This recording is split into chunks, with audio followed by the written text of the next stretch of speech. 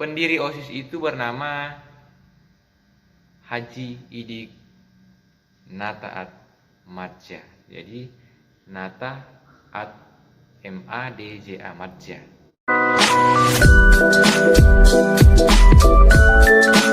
Halo guys, apa kabar kalian semua? Udah pada makan nggak tuh? Aduh, makan. Jangan lupa belajar deh. Belajar dan makan, sehat selalu untuk semuanya deh. Jadi kalau kita dengar-dengar berita katanya udah mau sekolah tatap muka ya, tapi dibatasi sistemnya itu kayak sip-sipan gitulah. Dan ya menurut saya ya meningkat lah. Bagus, karena COVID mulai menurun juga, dan semoga COVID-nya kalau bisa dipunahkan lah di Indonesia. Tentunya atau di daerah-daerah kita masing-masing lah.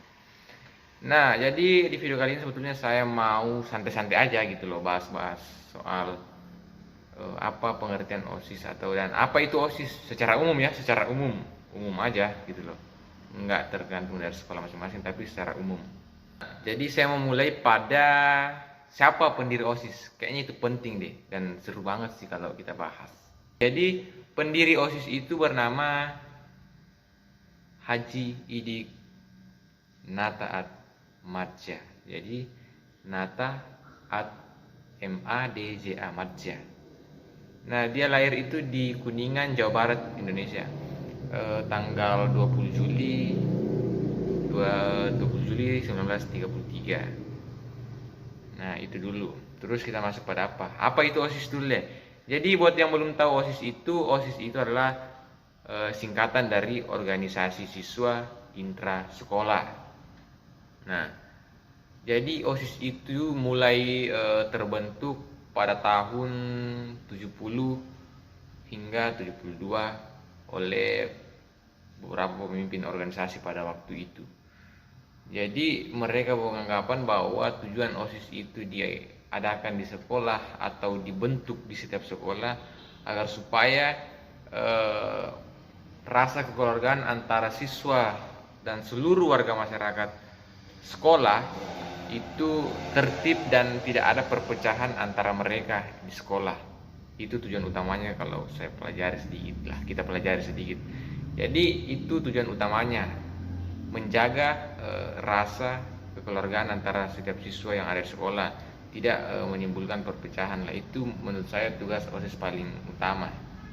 Nah, di OSIS juga itu perlu kita tahu memiliki dasar hukum.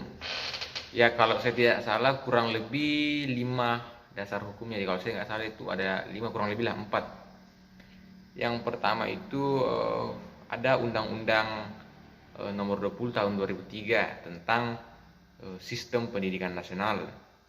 Kedua, tentang peraturan pemerintah nomor 19 tahun 2005 mengenai standar nasional pendidikan.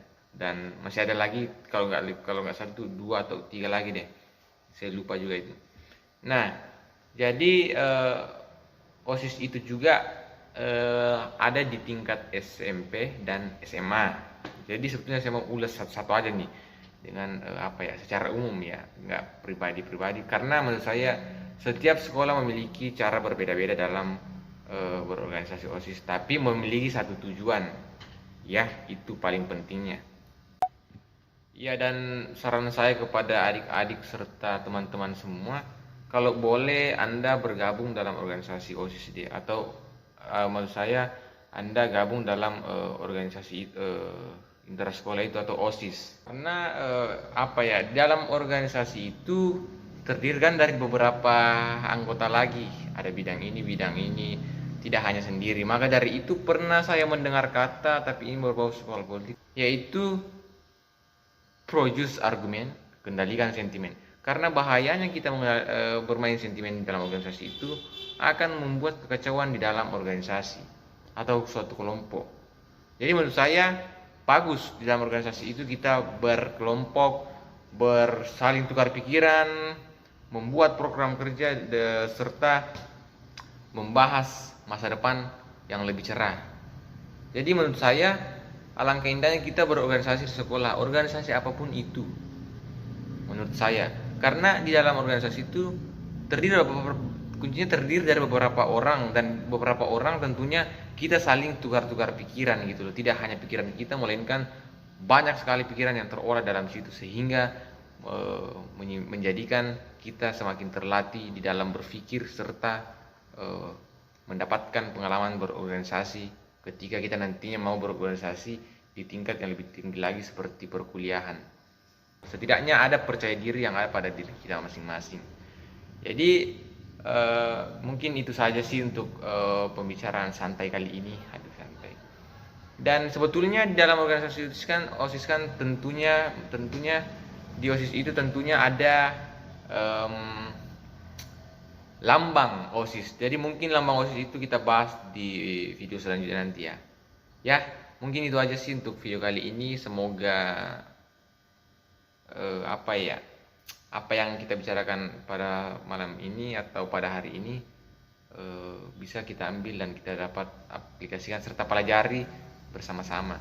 Dan sebetulnya mungkin belum semua yang tersampaikan, hanya mungkin beberapa, dan jika ada kurang ya mohon ditambahkan lah, atau di komen. Silakan komen di bawah, asalkan memberikan atau tetap memberikan komen yang positif ya. Silakan komen sebanyak-banyaknya, boleh aja, kita saling tukar-tukar pikiran.